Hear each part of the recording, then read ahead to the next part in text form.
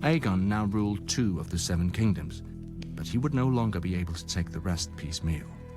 For the first time in thousands of years, the kings put aside their squabbles and joined forces against a common enemy. My ancestor, King Loren of House Lannister, was head of the wealthiest family in the 7 kingdoms. When King Loren joined his forces to Mern of House Gardner, king of the Reach, they had the mightiest army in history, a so-called Iron Fist, to break the would-be conqueror. But while an iron fist can smash a man's face in battle, you'd look silly hunting birds or beasts with it. And Aegon had a creature that was both.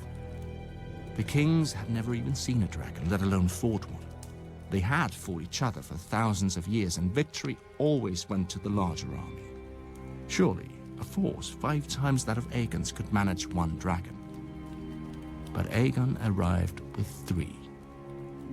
Still, the Lannisters and Gardeners hoped for victory. The battlefield they chose was a wide plain with firm ground and clear skies, perfect for archers and mounted cavalry. But neither of the kings spared a thought for why the ground was firm. There had been no rain for a fortnight, which meant all the wheat and grass on it were bone dry.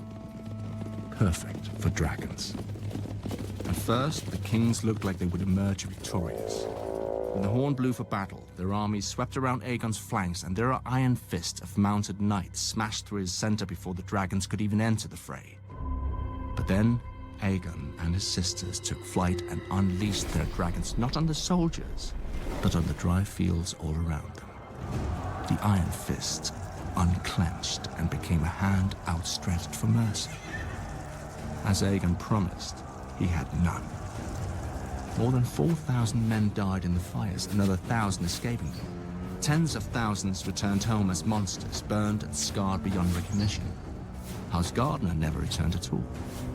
The Field of Fire, as the singers call it, claimed the last of the Gardner line, and House Tyrell rose in their stead as Lords of the Reach and Wardens of the South. As for my illustrious ancestor, when King Loren saw the battle was lost, he rode through a wall of flame and smoke to safety, or at least to a heroic capture a day later, where he laid his sword before Aegon and knelt. Aegon, true to his word, spared him and confirmed House Lannister as Lords of Casterly Rock and Wardens of the West. Why wouldn't he?